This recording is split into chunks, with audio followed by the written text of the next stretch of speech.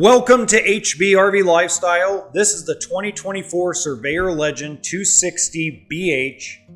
Great layout, under 30 feet in total length, under 6,000 pounds dry, good outside kitchen, big power awning, great underbelly storage, and the best part is the seating arrangement. To me, having that bar with two chairs and the booth dinette combination give a family of six plenty of seating, and you can still stay under 30 feet. Deep 12-volt refrigerator, cabinets built underneath the dinette for extra storage. And that's the other thing I'm noticing. These cabinets by the bathroom are starting to get more and more common across the entire manufacturing line. They must be listening to people when they say, storage is important.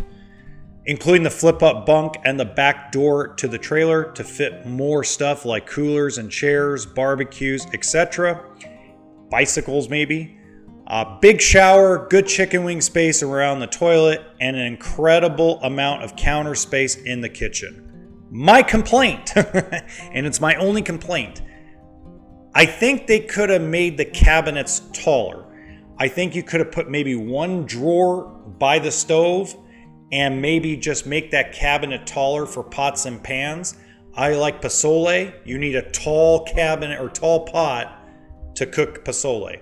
But outside of that, to me, the kitchen has so much counter space, you feel like you can make gourmet meals. So I'm really happy about that. And the bedroom has plenty of clothing space, drawers, wardrobe. Can't complain.